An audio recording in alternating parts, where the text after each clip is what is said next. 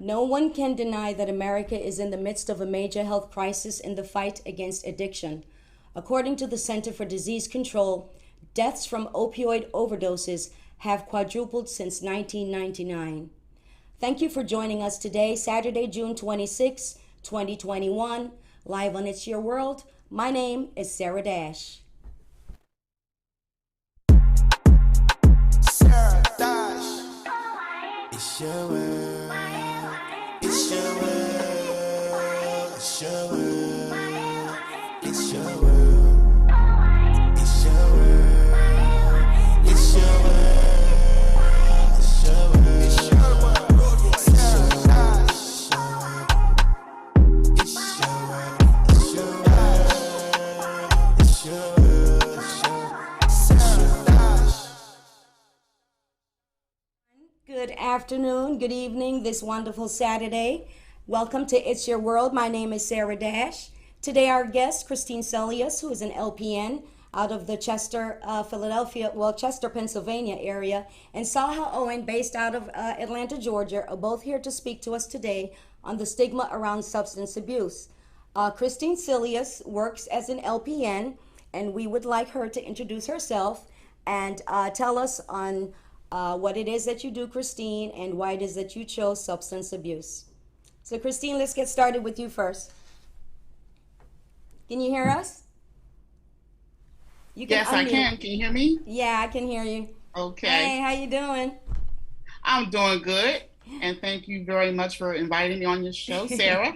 Thank you so much for coming on the show. I hope that we'll be able to provide some valuable information and insight to those who are a victim to substance abuse and addictions. So thank you for coming on the show. And today we'd also like to introduce our welcome. next guest, Salha Owen. Salha, are you there? Can you tell us a little bit about yourself and what it is that you I, do? I am here, yes. I am 29 years old. I am certified in phlebotomy. I was actually in rehab very young, between the ages of 18 and 23. It's just been a journey since then, but there's a lot to me than that. So it's going to be important to definitely discuss. Okay. Well, we certainly do appreciate it. So, Christine, let me start off with you. What made you decide to go into the specialty of substance abuse and addiction? Because that's a very difficult field. What was your thinking? What made you decide to do that? Well, Sarah, it fell into my lap. I've always wanted to be a nurse. And when I first became a nurse, I started off as worked in a hospital on a medical surgical floor. Um, when I first came out of nursing school. And then I would say maybe 6 months down the line, a nurse, a nurse friend of mine had told me that this facility was hiring, and I went and applied and got the job. At the time, was making more money than what I was making at the hospital as an LPN, which I was very excited, and decided to go ahead and do it, and been working in substance abuse for 14 years. I do love my job very much. I wouldn't change it for anything in the world. That's interesting. So today is an interesting balance because you're a nurse, and again, thank you for being here. And Salha works as a healthcare professional. She also works as an exotic dancer, which brings a lot of different element to this conversation. Saha, explain to us how you started on that road of substance abuse. How old were you, and what do you think influenced your beginning on that journey? I'm sorry. I started around the age of 17. I graduated high school. I hadn't really gone through a lot of learning how to cope with, traumas from childhood and just, things you go through as a young woman. So around 17, cocaine became my drug of choice. I think the more addictive feeling wasn't the cocaine. It was not feeling what I was feeling. It was more so not wanting to be depressed or anxious all the time. And it was just something that helped. But the downfall of that was the other side of all of that is where I could see that the energy was not matching. It wasn't something that I should have been doing, was because I was in and out of jail so many times. I can't even tell you half of the times. I can't remember.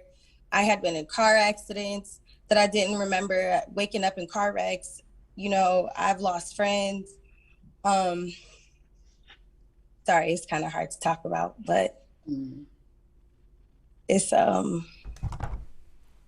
Yes. yeah.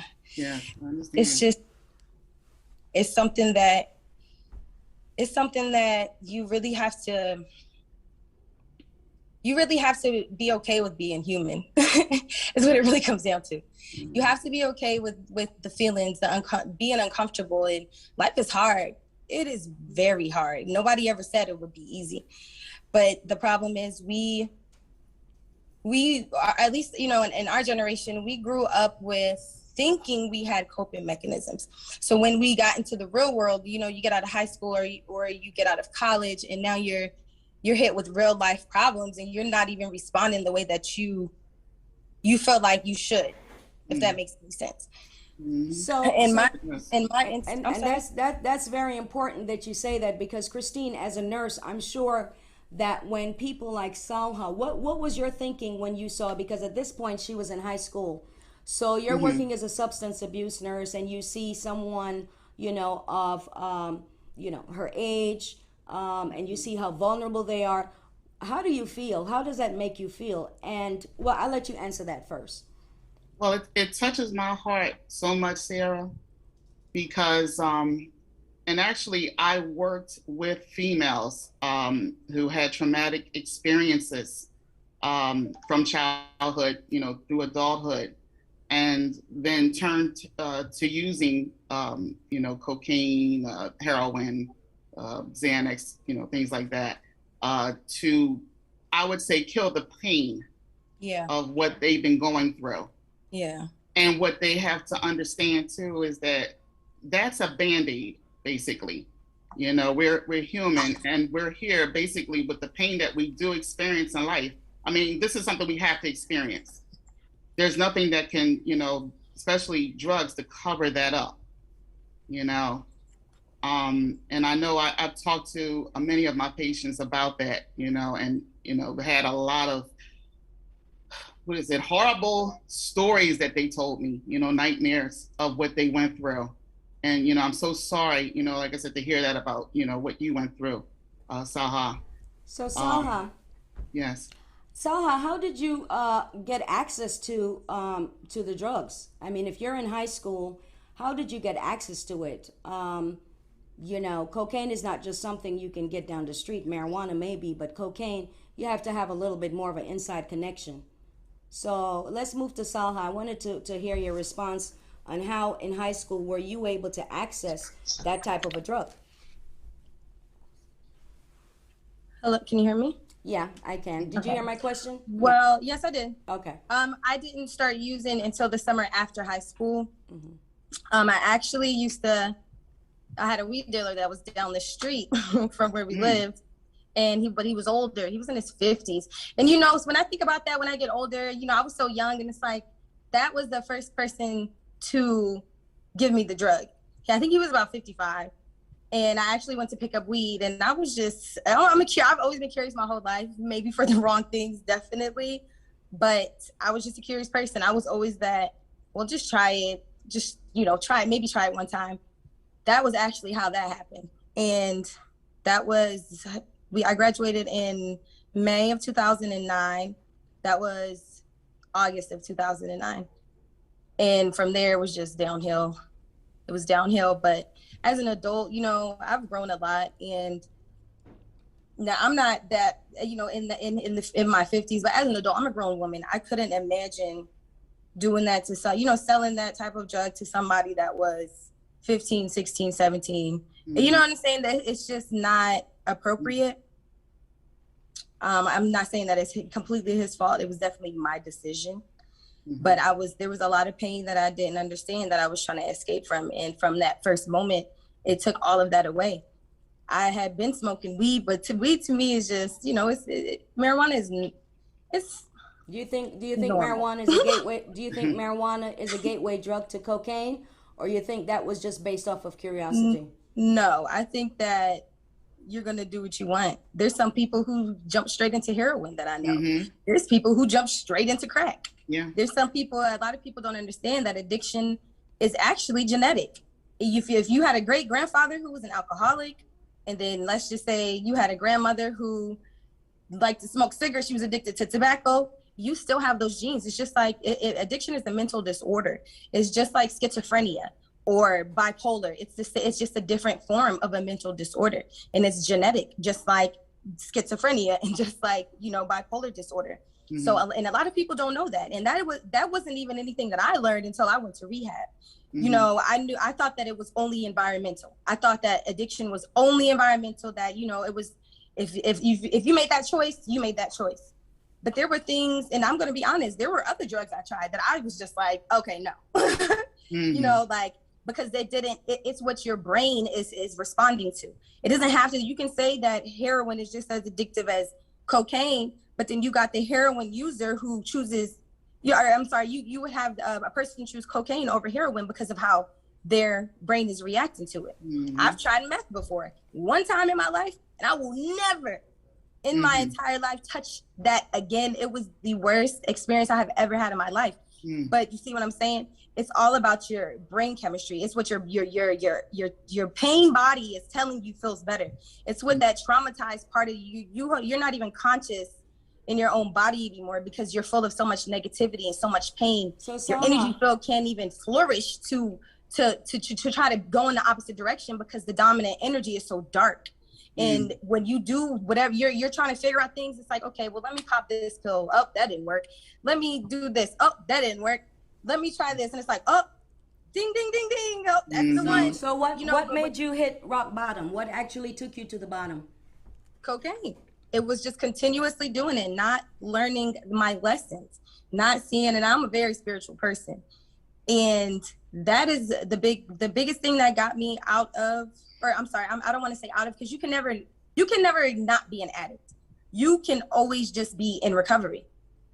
And that was one thing I learned in counseling. You never tell yourself, oh, I will never do this again. I will never do this again, because you don't know. You could have the worst day of your life and go 20 years sober and use again.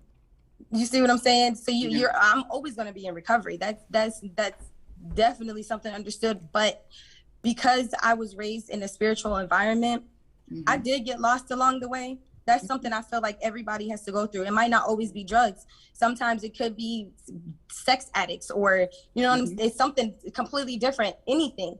But for me, what brought me back, what snapped me back, was connecting it to my spirituality. And for so long, I kept trying to run from that.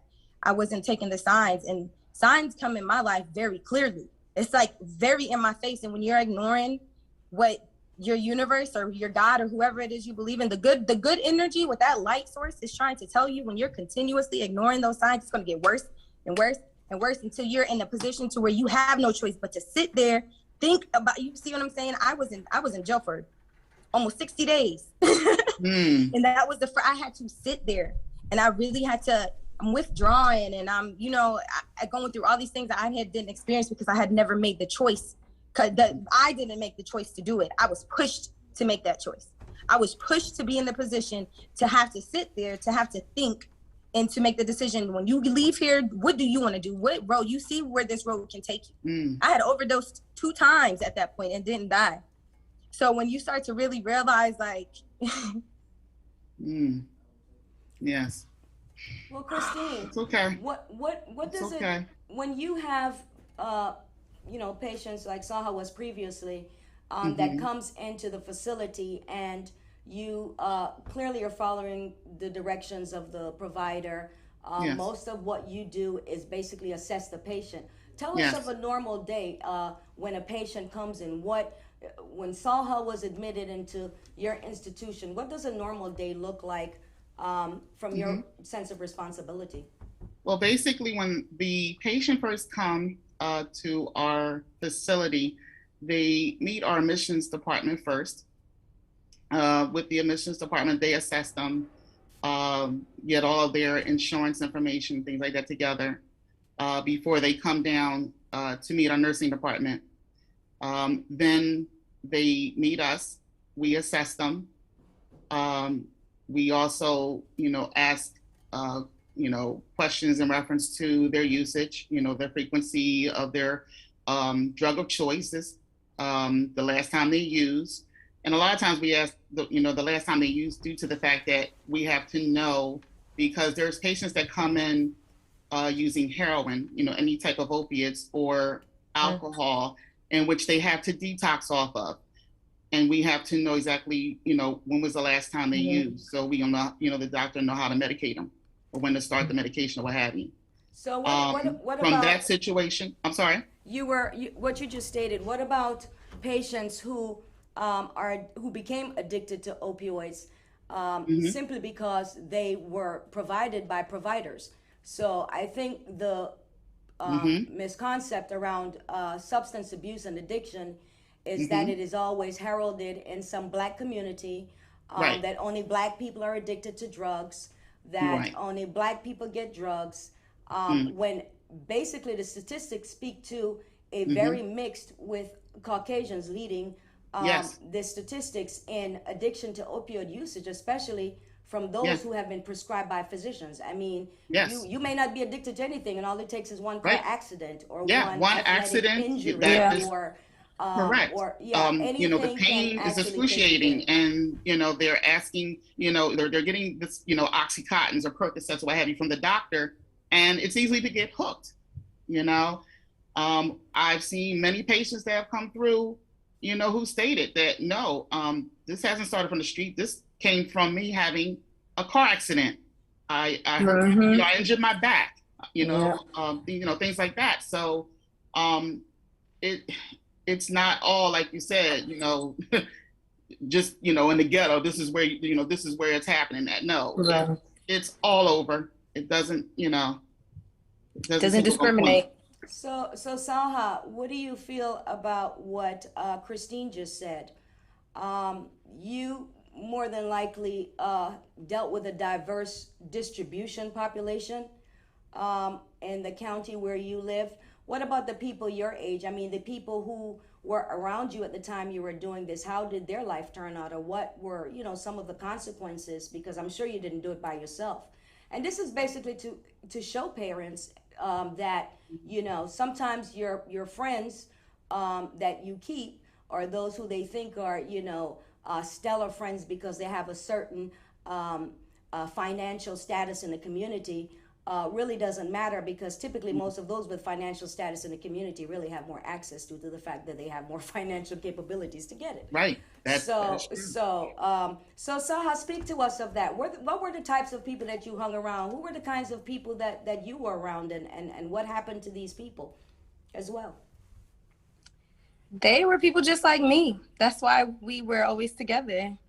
They were just like me. We were weird and obnoxious and all kinds of things that society didn't accept as being a normal teenager. And I think that's what made it even worse, was because we shared a lot of our pain together. And a lot of us kind of came from the same background. Most of my friends who did use came from a very less compassionate background. Maybe their dad wasn't there, or their mother wasn't there. Some of them had mothers who were alcoholics, and that in turn, like I said, is genetic. Two of my best friends from high school actually passed away last year. One, she didn't die from an overdose, but she was actually on drugs for a very, very long time. Her mother died from her mother was a drug user. Her mother died right before she did. Her dad died, her brother died, and then she passed away. And then my other best friend, she passed away last year from an overdose. But I really feel like I said, it has to do with pain. It doesn't necessarily, I don't think it's anything. It is the outside, but at the end of the day, there's going to always be something in your face. If it's not opioids, it's alcohol. If it's not that, it's something else. It's sex. you can't get sex, you're going to do something, So at the end of the day, I think it's internal. I think that is something that some people unconsciously want to die, if that makes sense. They might not sit there and say it out loud, but when you know what it leads to, when you've been through so much, and we've all been through so much, and when you've been through so much, and I had my best friend who passed away last year. Her brother had just passed away a few years before from a drug overdose. So I couldn't even imagine what her mother is going through. To lose two before you go, and I feel like that has to do with, and that's internal. There is nothing that anything on the outside. I don't think, I personally don't feel that way, because I feel like I've hit rock bottom. Everybody has a different rock bottom. Some people's rock bottom isn't enough for them to still want to keep trying. Mine was enough for me to want to keep trying. And I had spiritual friends. Me and my friends were very spiritual, but it was like they couldn't escape whatever that pain was. They could not escape it, and drugs wasn't enough. We all know at this age, at this point, we had all been friends for about over 10 years. So I'm not going to say I've never used drugs again. I've never done anything. That's not the case at all. Because I've definitely relapsed. I've definitely gone back and done things. It's not about that. It's about what you do after the fact. It's not about the fact that you have to be perfect and, I can never do it again. I can't. It's not about that. It's about just, what do you do after the fact? How can you, what do you take from all your past experiences when you've already been through so much? And when I feel like you can't take that, you can't, rationalize it in your human mind, or find a way through prayer or through family, through therapy. There's something further. And some people are completely okay with overdosing. Some people are completely okay with going to sleep and not waking up. Some people are completely fine with knowing that if they take this pill, there's a 50-50 chance, because life doesn't have much to offer anyway. You see what I'm saying? It's not always an outside thing. You can have the best life. You can everything. You can never have had trauma. I know people who grew up with what we would consider a pretty perfect life, and they're still on drugs. Yeah. And I know people let me ask Christine something based on what you just said. Christine, when you see or when you receive patients who relapse, and you think you've done a great job, you send them out the door packing, and you're like, okay, you look great. 2 weeks later, and we know this all too well in healthcare, you come back to work and there they are again, and you say to yourself, why are you here again? I thought we got over this. I thought, and then the person may potentially die. Do you feel that the system fails them? Because, and I know this is a pretty big conversation, because looking at the way our system is structured on how we even obtain help in the first place. Right. Do you feel that the system fails them, or do you think that's just the person's fault, or do you think it's a multiple, It's a multiple, but the one thing that sticks out in my mind is after they do leave treatment and the recovery centers that they are sent to, or what have their aftercare plans that they have, it sends them right back into the same neighborhood where everything started at. That's their trigger, going back to that same environment. Okay. I heard that a lot from, patients that come back in to treatment. A lot of times things that happen in their lives, they relapse because someone close to them had died, or they lost their job or what have you. So, that right there just, took them back, backwards, and then the other thing is that me, experience as a nurse, seeing patients come in and when they're detoxing off of opiates and alcohol, especially the opiates, a lot of people are coming in using heroin and fentanyl. And I know on the news you've heard how that's been killing people with the fentanyl being laced in certain drugs, especially heroin now. They're coming in and they're detoxing and they're so ill, they're, complaints of nausea, vomiting, diarrhea, stomach cramping. They're really going through it.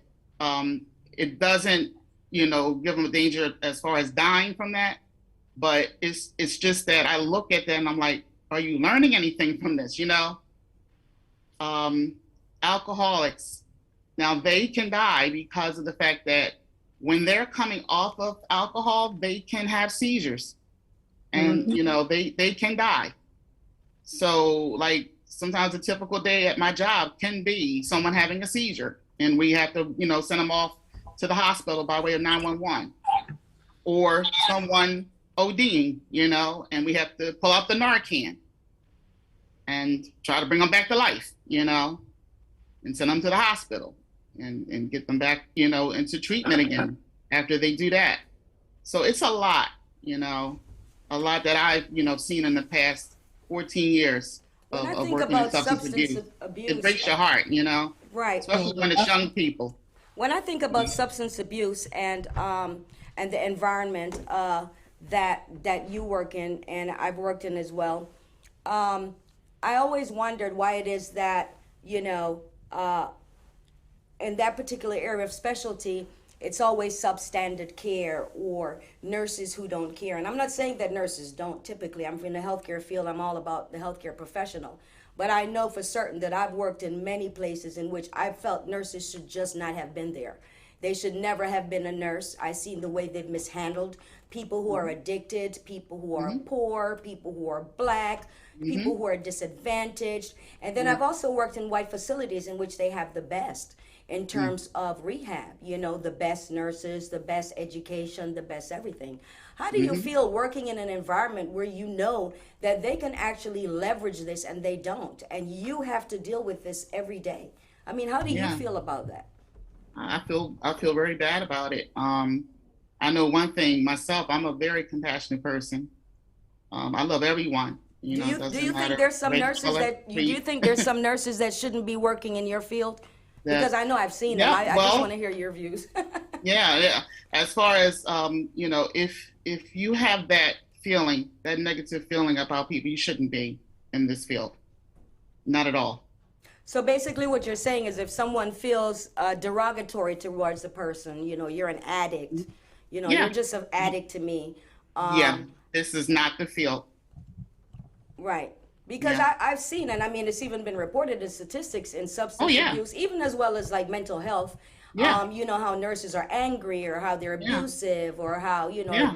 they Many they of may my speak to you patients have gone to the derogatorily. hospital, to the ER, and they have reported back, to me that, oh, they treated me very bad, very bad.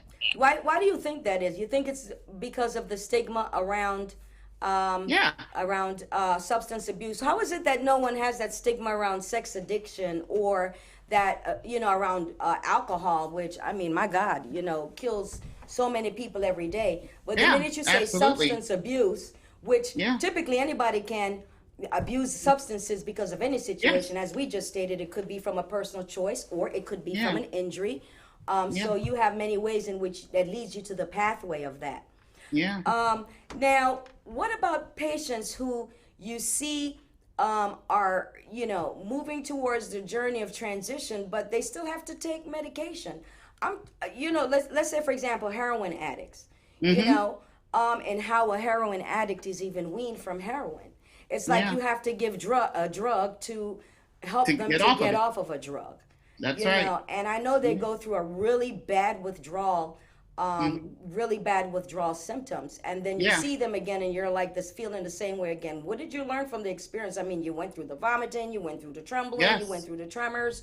Yeah. What is it that drives people to keep repeating these things? And you did make a point in that they return to the same environment, and obviously Yes. they do, because most people, unless you have money or you're affluent, Yes. you're going back home to the hood. You know what I'm Right. saying? Exactly. No And matter what. if you go back home, of course, Terry up the street, Johnny's coming back to meet you. That's Yo, right. man, you good. Here's a hit, this and that, and we're Yeah. right back to that.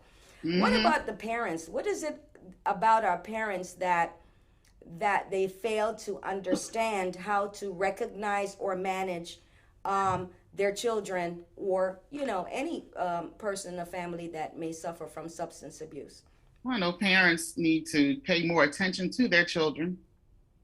They really do, because there are a lot of things out here that are taking their interest. I mean, social media, TV's been around for a very long time, but it's more than what we went, that we had, Sarah, as far as growing up.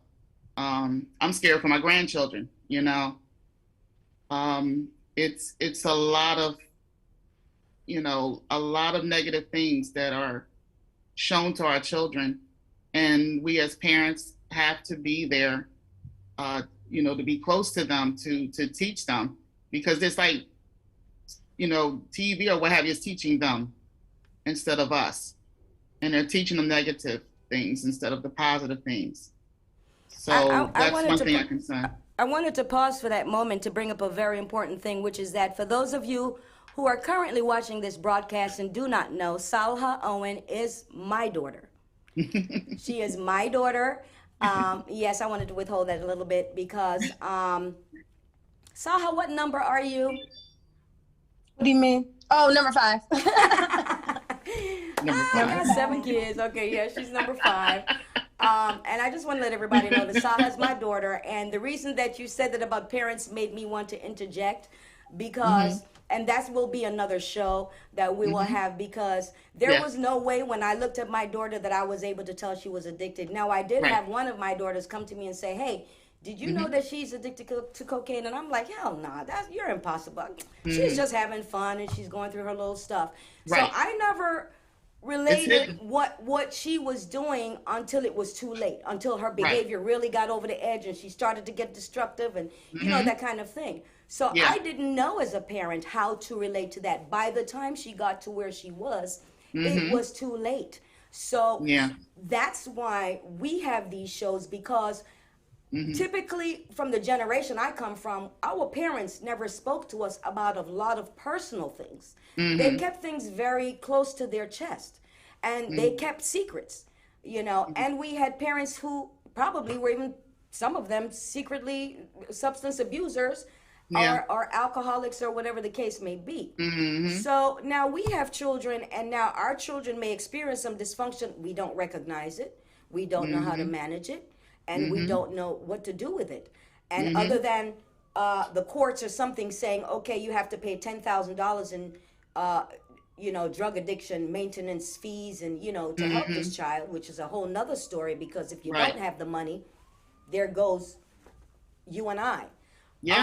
So again, even though parents are accountable for their children, we're not educated enough to understand the things that we need to look for in our children.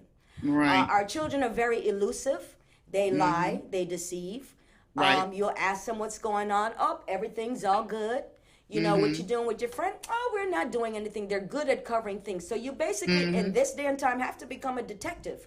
Okay, can I say something? Sure, go right ahead, please. I think that a big part of why you probably didn't know was because we weren't necessarily sheltered, but you were very careful with who we spent our time with. So when I started actually doing drugs and I graduated high school and I was still living at home, to her it was like she felt like, okay, well, she graduated, you know what I'm saying? Let me give her some freedom. Let me give her the car. Let her, you know what I'm saying? She's about to be 18. So I feel like she tried to back herself, kind of, you know what I'm saying? Just give me a little bit of freedom. Like, the freedom. Exactly. I was a little strict for that's those what you wanted 4 to do, years. right?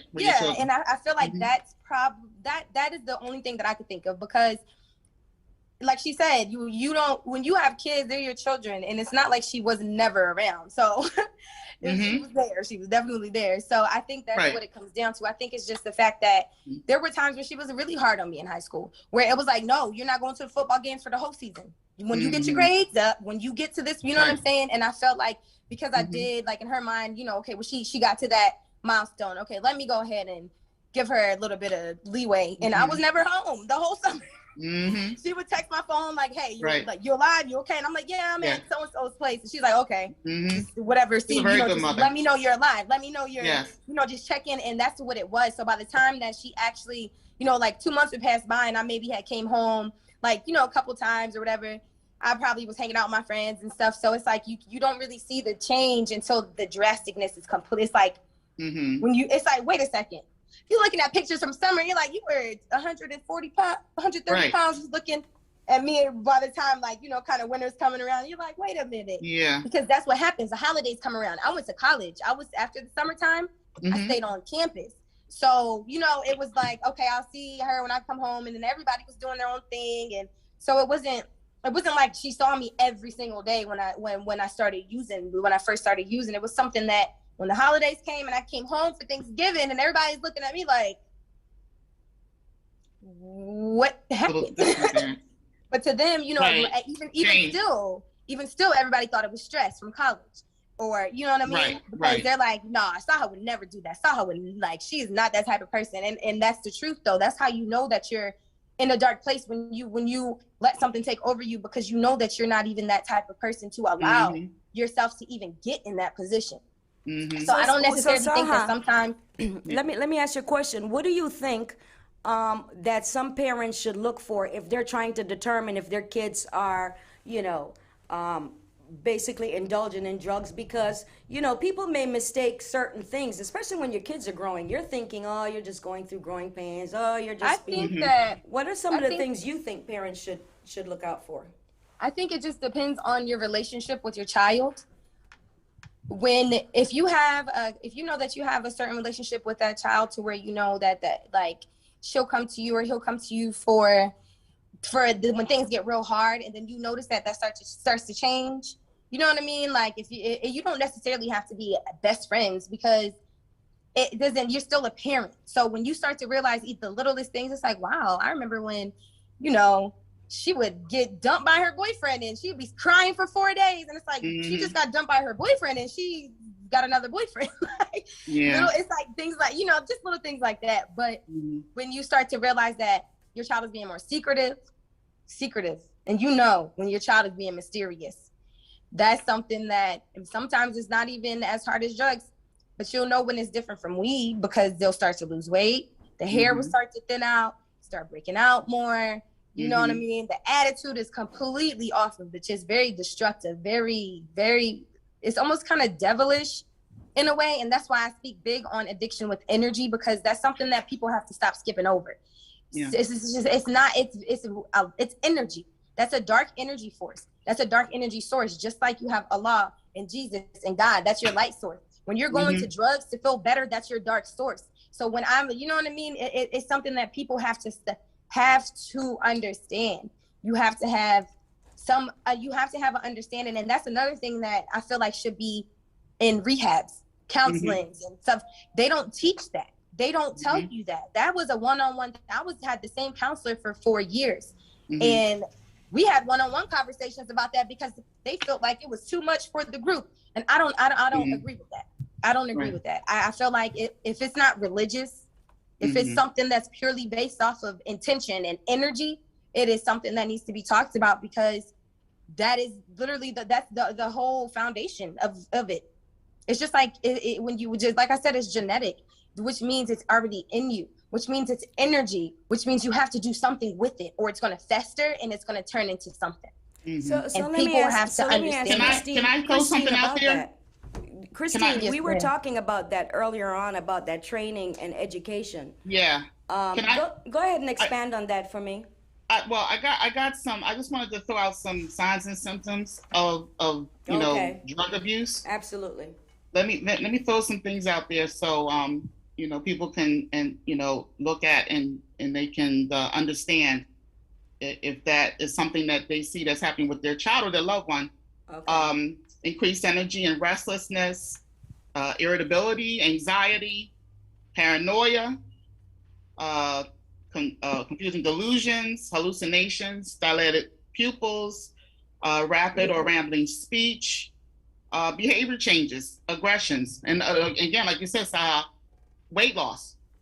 Okay, that's also part of it as well. Yeah. Okay. And that's my problem, is all through my 20s, I've been the same size. So and my whole family just has had to take my word off of, you know what I mean? So it's like that really did, the drug use really does mess with your body too. Because I started so young, it messed up a lot of like basically my whole growth into being a young woman. That's something that it came a little later, even mentally, mentally, physically, emotionally, because I was on drugs. Let me ask Christine a So- question. Christine, those symptoms that you just went through are signs. Okay. Signs of abuse, Yeah. So drug abuse. Right. So, as our children grow, they become hormonal. And Mm-hmm. so, someone can say, like, for example, my sons, and my sons, I can say, Mm-hmm. well, my son, yeah, he's just getting a little aggressive. He's been doing wrestling lately. And so Right. you're looking at it as a transition, Right. okay, well, they're going through something and then they're going to grow out of that too, and so on and so on. Only Mm-hmm. once you get wind of it, it's too late at that time. Right. You Right. know what I'm saying? So how, what kind of education is even available? I mean, what kind of education? I mean, it just amazes me because I've seen so many people in this situation, and most of the time they typically don't get help unless they're Mm-hmm. coming through the jail, maybe the Mm-hmm. emergency room, but self Right. referral. Those people who say, Yes.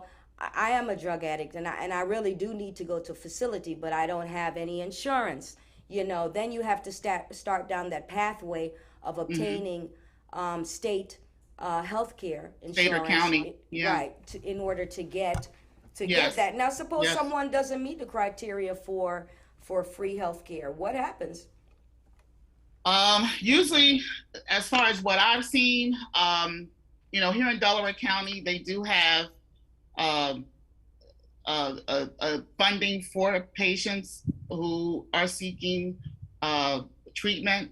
So if they are from the county of Delaware, they can get it. I think even Chester County has it as well. Hmm. Philadelphia County.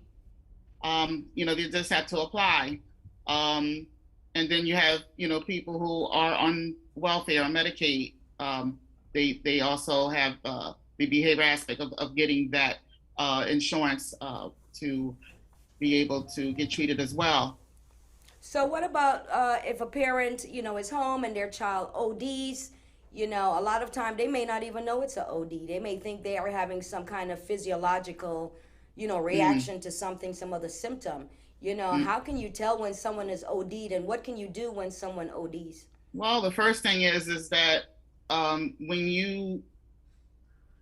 just someone that is, like you said, your child. I mean, the first thing you're gonna do is panic. I mean, if they're not Right. responding, you definitely need to call 911. Okay, you check to see if they're breathing. If they are breathing, that's a good sign. But if they're not breathing, then a lot of people need to learn CPR as well. Okay, because I was That gonna has say saved a that's lot of when you would lives. want to initiate CPR at that point until Absolutely. until the If medics that if there's no arrive. pulse, no breathing, yes, initiate CPR. But like I said, call 911 as soon as possible. Now, what happens when a person overdoses in the facility? Well, if they overdose in the facility, we do have Narcan. Hmm. Uh, And to what does a Narcan consist of? it's naloxone. So that actually will reverse the situation of them ODing. That would bring them back. Okay. As soon as we do that, we then we do call 911, and they still have to go out to the ER to be evaluated That before sounds they so can come back for treatment. counterproductive. If you're in a rehab facility and you OD in the rehab facility, you now have to Hmm. go back to the hospital again. It's so amazing that, Yeah, rehab yeah, you facilities have are to go not back equipped. because Yeah. when they do OD, they have to be evaluated by medical professionals in the ER before they are, before they can even come, back to the treatment center. Okay. Got it. Absolutely. So, Yeah. Salma, we know that you have to go, so I wanted to wrap up with you before you go. Are you there still with us? I'm still here. So, do you feel that working, as an exotic dancer exacerbates your ability to recover and, could be a potential drawback, some may think, to, relapse? No, I think that it really just comes down to your strength. What you feel like is worth it. For me, I have a son, so it's not worth it. I'm only in there because it's good money and it's comfortable. It's something that I love to dance.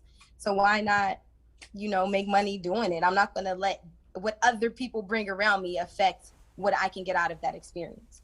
It has nothing to do with me. I feel like I've gone through every experience that I need to experience with that drug. I am okay.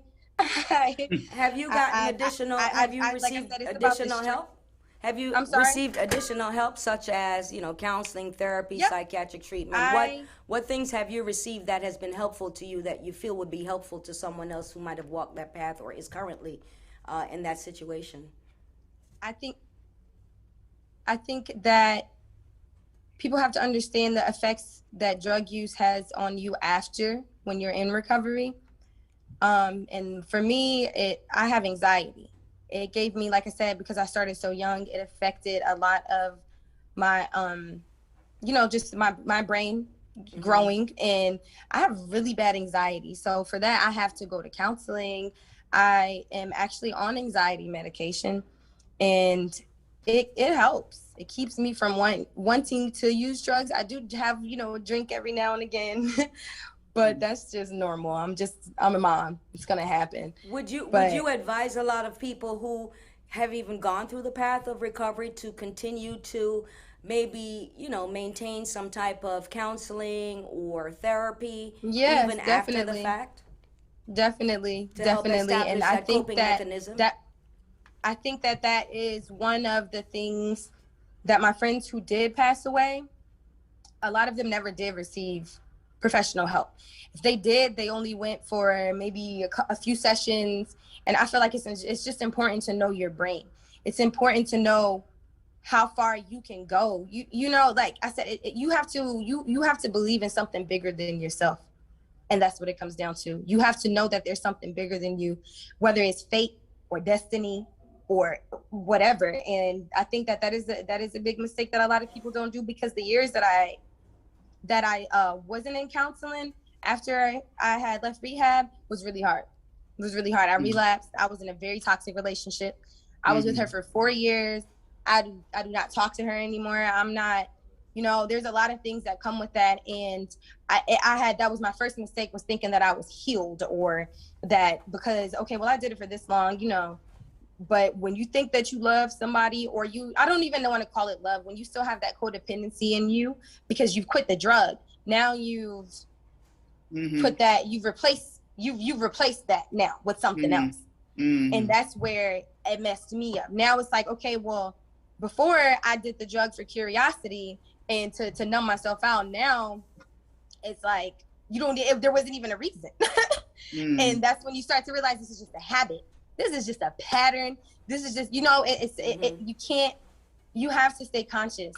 And I know that it's hard for people to think that you can't do that, but you can do it. I'm telling you, I was on drugs for so many years. I was 90 pounds. I remember just not even being able to even like walk for long periods of time because my legs were so weak because I was so skinny. And now I do pole tricks and dance for 9 hours a night because I take and I do remember that, because that's and Christine, what you did say is actually one of the things in which I was able to ascertain that when Saha was on drugs was her weight loss.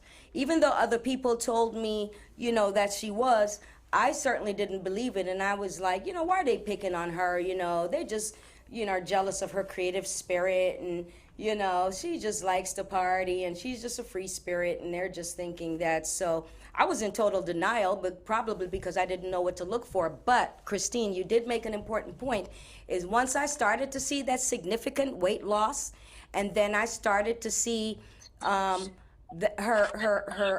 actual attitude change, and the way she would be disrespectful or speaking. Those are the things that I look for. And if in hindsight, as a parent, if I had to go back and look at those things, those are the things that I would look for in a parent. A person who becomes disrespectful when they're typically not disrespectful. They start talking reckless, out of their head, not being careful about what they say. They don't care how they say what they say. They're going to say it any kind of way. Their eyes are always dilated or looking like they're in a state of fear. They're rapidly moving about, excessively, just moving about and just really busy doing nothing. And so I started cueing into those things after my other daughter came to me. I started queuing in. Your fingers are blocking the camera. I'm sorry. I'm so sorry. I started queuing into those things. So that weight loss is significant, Christine. I would probably put that as check mark as a 1. That weight loss is definitely significant, especially if you know your child isn't working out. They're not on the football, on the cheerleading team, you know, and all of a sudden they're going through this significant weight loss, this attitude change, you know, this aggression, this secrecy. They don't want you in their lives. They try to hide everything, hiding their phones, hiding their conversations. Yeah. If you're out there and you are looking at those things, stop being in denial like I was about your kids. Step out of yourself and look at the child and say, okay, that is not you. You do not act like that. You do not talk like that. You're jumping out of windows to get out the house when I'm restraining you. You're going through dramatic changes. You know, like I'm telling you, you can't go to the party. No, you got to stay your at home. No, lock the door. I need the keys. And then I go eat something, go into my bed, and I'm moseying on. I'm like, let me check on this girl. And you open the door, and you look around the corner, and you look around the corner, and you go in the closet. You're like, hold on. She pulled a fast one. She went out the window. Your kids start doing crazy stuff like that. Yeah. There you go. Check. I'm telling you, when I saw her go out the window, that was it. To a party that I told her, I said, oh yeah, something's definitely wrong. Saha does not climb out windows. Yeah. So I just think that this conversation is for parents who seem to think that their children are such a students. They're so that wonderful. they're angels. No. They're actually the ones who are always doing it. Always look into your children. No, sometimes we are, and then we turn into that. Well, that's right, because you were still a student. We are those that's people. Right. It's that you would, like I said, it's that the drug. It's not that you can never be that person without it, but it definitely speeds up the process of becoming it. You know, it's just why would a 55-year-old man want to give a high school child a drug unless he's trying to sexually manipulate called the economy you or for what? him. That's his environment. That's his environment. That's what he knows. He knows drug dealing. He was probably selling drugs at 13. When you sometimes things is nurture and nature. Yeah. Sometimes it goes over into adulthood, and that's how I feel very strongly about that. I don't think that anybody who's in their right untraumatized mind is just going to wake up one day and say, let me go ahead and just, go sell to some kids. Right. That's for the most part, most of the time they had it done to them, or they've been doing it for a long time. So basically, you think it's important for people to know their kids' environment, because I felt I was very proactive as a parent. I mean, there's only so much that you can. Right. There's only so much you can do as a parent. You have to wait for the choice to be made. You can't assume that your child is always going to pick the worst choice. Right. Sometimes you do wait until it's. When sometimes it you comes do and have act to on it. wait. Yeah, when it comes on and acts on it. Sometimes you do have to give your children the benefit of the doubt, and you be feeling. So you feel like, well, I should have never, I should have went my instinct, but I'm a mom now, and I'm starting to understand that's just what being a parent is. You take a 50-50 chance on, should I trust my child or should I not? And you can't, when it's your child, you have to trust your child until they give you a reason not to. That's an unbroken bond. That's not even a compromise. And that's just how it is. So of course you're going to be blind to what is real, because you're like, wow, like I really raised this child. I really did my best. I taught what I could teach. I wasn't on drugs. I don't drink alcohol, and my mother doesn't drink alcohol or do drugs. So for, you know what I'm saying? So in her mind, it's like, what in the world? Like, how could you possibly even have that type of personality? You know what I'm saying? But it's so many factors. And the thing is, people have to listen, especially counselors. It doesn't matter if it's group or one-on-one, you have to listen. When somebody is telling you what they're feeling, what it is, what, you know what I mean? And you have to listen. You can't think, because this describes schizophrenic, and she's acting schizophrenic, so she's schizophrenic. Sometimes you just have to listen. And it might be way more. Sometimes it could be simple post-traumatic stress disorder, and somebody wants to detach from themselves. So now they've created another reality a little bit, but it's, you know what I mean? It's sometimes it could be things like that. But I feel like in a way, yes, that might be considered schizophrenic, but there's people that I know who create a whole alter ego, strippers. Maybe that's why I'm so comfortable. It's like, these people don't know me. They don't know my real life. I'm still myself. I'm not an actress or anything, but I'm able to have an experience, make money out of that experience with doing something I like to do anyway, dancing. And then I can go back to my normal life and go on. And maybe that's what it is. Maybe it's because we spent so many years on that drug, creating so many three different realities, that we had to figure out a way to do it healthily. And I really believe that. I really believe that, because you're a completely different person when you're on drugs. You've given yourself another personality that you didn't even have before you even got addicted to the drug. Absolutely. You might have had an addictive personality, and it could have been laying dormant your entire life. Absolutely. You can go your whole life without doing drugs and die, and never even knew that you had an addictive personality, because you didn't, you know what I mean? You had different coping mechanisms, or you figured out ways to handle your emotions young. There's some people who I know are completely, like some of my friends, I'm like, how do you, like, you're not in counseling, and they're just perfectly fine with, they're so accepting of what it is, what I'm feeling. I'm so human. They're like, it doesn't matter. It's okay. It'll pass. And I'm just like, wow. I love it. So Christine, I want to get a takeaway from you. What are some of your takeaways as a nurse? Because like I said, I know that working in the field of substance abuse and addiction is very difficult. I know that's a very hard work. And I tell you, I take, my hat off to you, because I give you much respect, because a lot of people out there in the world, unless you've been impacted by someone who has been addicted, or impacted by someone's substance abuse, you don't understand that walk. It's a very long, painful journey, and an expensive one too. Yeah. What are some of the takeaways that you think that we could benefit from as a nurse in the community who actually takes care of so many people, diverse races and various financial backgrounds? What are some of the things that you feel could benefit us, that we could have as a takeaway? As far as me? Well, you, and I know that you're a great nurse, and Thank you. This is what you do, but I know that there are things that you would like to see probably change, within the substance abuse addiction community, things, education, training.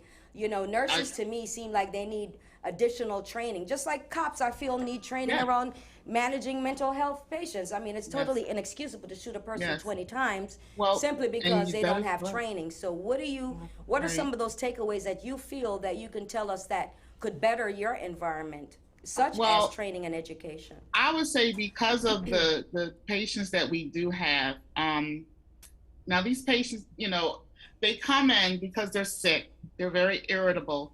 So we get abused verbally, mentally, sometimes physically. So, from that, we get burnt out very easily because of the abuse that we do tend to get from. Is there a big turnover in that particular field? Oh yeah, very much so. I would think so. Yeah. Yes, it is. Trying to absorb all of that. Yes, it is. And like I said, because of the the physical, the mental, emotional, and verbal abuse that nurses go through with these types of patients. In the facility itself, I would say that it would be nice to have more training classes on how to deal with these type of patients, and that's there isn't enough training classes on that. I know patients, nurses that have just gotten out of school and gotten into this field, and they don't have a clue. So I think that should be, add to that? Oh yeah, please give us your takeaway. We're about to wrap it up in 3 minutes. Absolutely. I feel like you just like your mama. Yes. True. I feel like when it comes to that, a nurse can only understand so far. Like, I feel bad for y'all that y'all have to go through that. I'm not gonna lie. I'm so sorry. I'm extending my apologies. But I know you wouldn't do that to me. You should. I wouldn't. Not to you, but I have done it in the past. Right. I've definitely been the crazy patient in the past. So I feel like that hospitals should incorporate a section where they have, like how you have sponsors in AA, where you have sponsors who, well, some people will voluntarily come into hospitals to help nurses personally understand what a patient is going through. Mm-hmm. Who will come in there and talk to them, so that you're not feeling bad for being frustrated, for not understanding personally. It's like I can only understand as far as this book can tell me, or as far as I've studied, or as far as the patient is telling me. And sometimes they're lying. And you have sponsors who will be able to tell you everything in 1, 2, 3, 4, 5 seconds just by looking at that person. and you'll be able to help them just like that. And that's real. I'm not saying that it's magic, but I feel like there should be recovering addicts, you know, especially ones with years under their belt in hospitals. Yeah. Because that will help, man. Are That will they help. called peer specialists? Is that what they're called? No, sponsors. Okay, sponsors. Okay. Yes, specifically that word specifically is in connection to Narcotics Anonymous and Alcoholics Anonymous. When you're like coming into when I was in rehab, I had to go to AA and NA for 4 years. And I had sponsors, and they help you through the program. They help you when you want to overdose I'm sorry, all this overdose talk. When you want to relapse, you call them. When you feeling that, that's the person you call. They'll come pick you up, take you out to eat. They take you to a meeting. That's the person that you call. I've had male sponsors. I've had female sponsors, and they're both. So that's a very important thing, because I do recall that you had sponsors, and every time you felt a certain way, you would call them, and they would call you in for meetings, and they would engage and incorporate, you know, time into finding out how they felt and what they needed to do. And it was times that the sponsor would call me, you know, if they felt it needed to go further. So I think what she's saying is something that we could use as a takeaway that we could implement into our substance abuse program, because like alcohol, I mean, it's still abuse. It would benefit them to have sponsors, people who they can call on not just when you're in the, you know, the, what do you call it, system, in the jail system, you know, because they do that sometimes in some of those programs. But that would be good to have a sponsor, someone who kind of is like responsible for you, helps you manage and make sure that you stay on track. I think that's a great takeaway for the show, you all. I want to thank you all for being on the show. Thank you for coming on, Christine. Thank you for coming on, Saha, my wonderful daughter. And Christine, also, I'm so proud of you that you are a nurse. I'm so proud of you. We walked the path together when I was in school. You actually worked at the school that I attended. And so we watched each other grow professionally during the years. Yes, and we did. We want to thank you for coming on, and thank you also for providing a service to the community. That's not a very easy service, and that is definitely underpaid. But I want to thank you anyway. And thank you, Saha, for being so vulnerable. Thank you for inviting me. And for sharing. Thank you, Miss Christine. It's your world, y'all. It's Dash. Holla at us. So Love next you all. time, you know, yes, thank you so much, you all. So thank you for joining us. You know, if you like our vibe, please share and subscribe. It's your girl. It's your world. See you next time. In the next couple weeks, we'll actually be seeing you from Africa. Right, so we'll give you some details on that. Bye, y'all. Thank you. Happy Saturday. Take it easy.